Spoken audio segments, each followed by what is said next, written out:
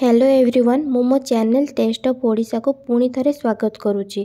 मु आज आपणों वर्षा दिन स्पेशल स्नैक्स रेसिपी आणिकी आसी सेटा होची पकोड़ी।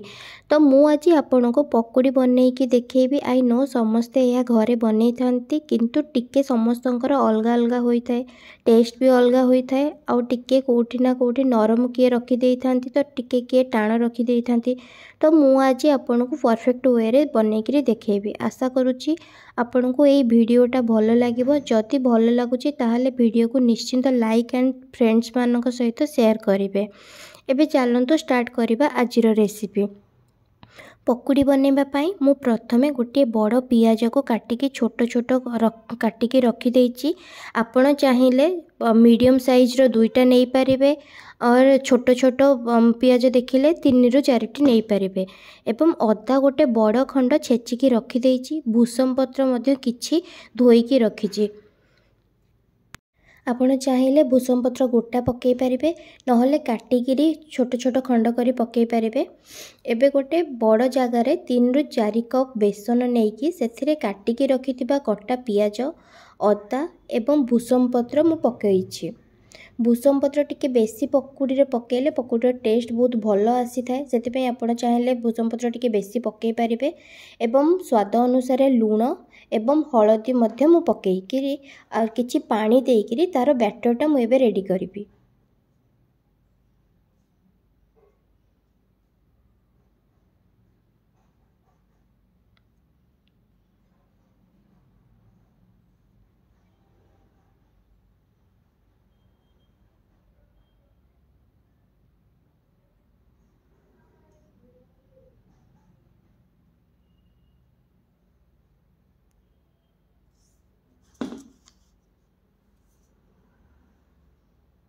एबे बैटरटा रेडी हो सारी।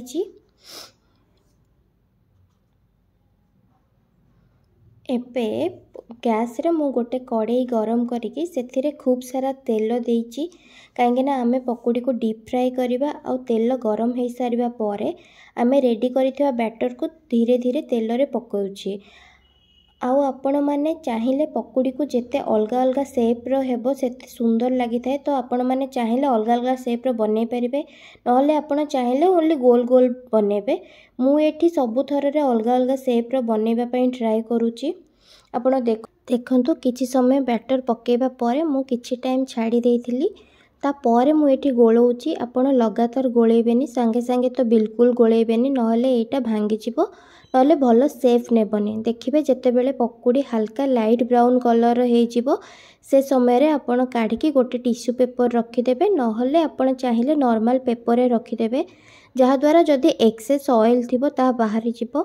आपण देखंतु सब छाणी सारिबा परे पकोड़ीटी केते क्रिस्पी होईची एवं देखिबा पई भी मते केते सुंदर देखा जाउची कलर केते भलो होईची।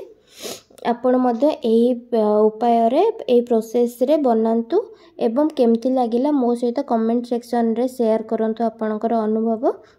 आशा करुची आपण को एही वीडियोटी भल लागिथिबो। जदि एही वीडियोटी भल लागिथिबो ताहले प्लीज लाइक एंड शेयर करेंगे। आउ जदि मो चैनल रे नुआ अछंती सब्सक्राइब कर दियंतु और पाखरे थिबा छोट बेल आइकन को मध्य क्लिक कर देबे जहा द्वारा मो जहा भी वीडियो अपलोड करिवि तार नोटिफिकेशन आपणक पाखरे पहुंची जिवो।